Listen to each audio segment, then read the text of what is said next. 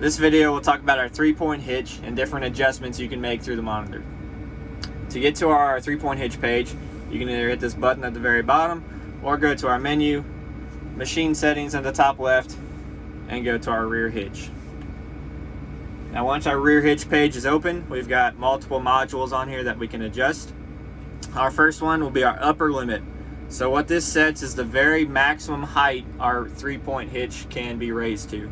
So if you have something, maybe an implement that will fall over if it's raised too much, or just something on the back of your tractor you don't want to run your 3-point hitch into, you can set your maximum height that the hitch cannot go above. So if we lower that to 88%, we cannot raise our hitch any higher than 88% of the overall height.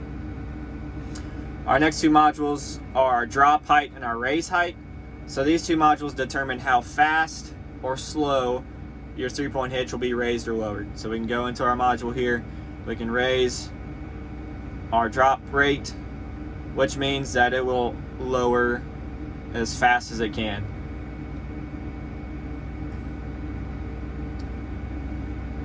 Our module all the way on the far right is our current position.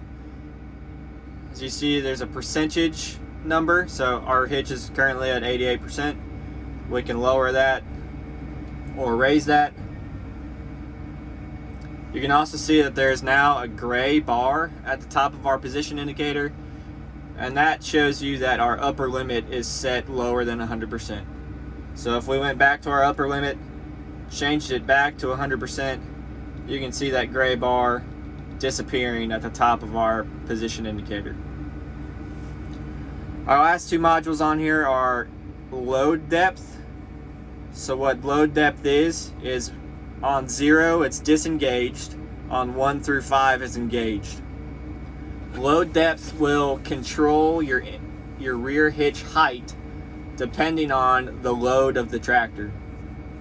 So if you're using a plow and you have set the depth and your tractor load is being increased because maybe you got into a soft spot in the field and your plow is digging deeper than you want it to, with load depth your hitch will automatically adjust higher to decrease that load.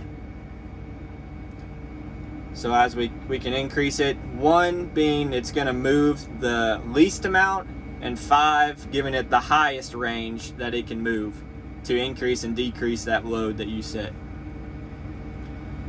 Along with that goes slip sensitivity.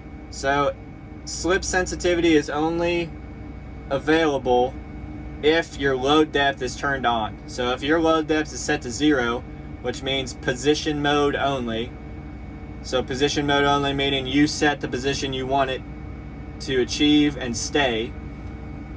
If load depth is turned on, meaning 1 through 5, you can now adjust your slip sensitivity 1 through 10.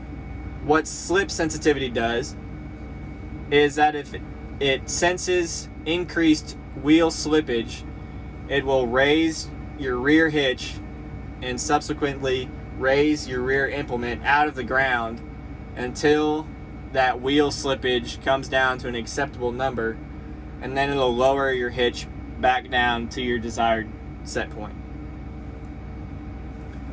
Now we can see our desired set point over here on the right in our position indicator.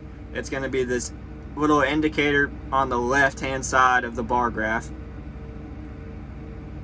And to set that, we'll go over to our armrest with our rear hitch position dial. So as we turn this, we can raise and lower our rear hitch. Whenever we change our load depth and slip sensitivity settings, we must come over here and hit our set button. So our set button, when we press that, indicates on the screen rear hitch depth set. That sets a new depth target, but also saves our load depth and slip sensitivity settings under that set point. Another feature on our rear hitch is in our advanced settings. So if we go to this arrow with a dot pointing above it, we can turn on and off hitch lock dampening. What hitch lock dampening does is in transport mode, it senses the vibration coming from the implement and will automatically raise and lower your rear hitch to counteract any road noise that's happening. So how this works is you turn it on in our advanced setting page.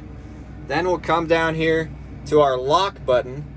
So if I hit this lock button, you can see on the screen that it says hitch lock dampening engaged, meaning that rear hitch is now going to be sensing the vibration from the rear implement and adjusting the height accordingly to counteract any road noise or vibration.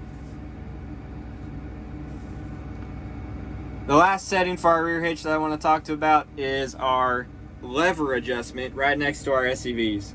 So our very first lever is going to be our rear hitch adjustment. So we can raise it. We can also lower our hitch.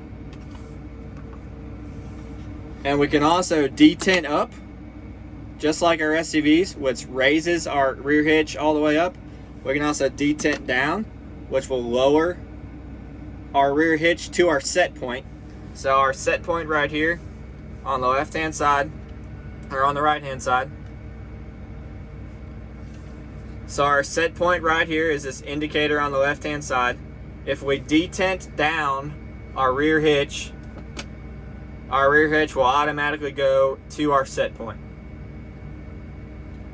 Now our last setting here is if we have an implement with gauge wheels that you want to float over the ground. Just like an SCV lever, you can put our rear hitch lever into float. So past the front detent all the way down into the ground. It's now going to allow our rear hitch to float and have the implement adjust our rear hitch height.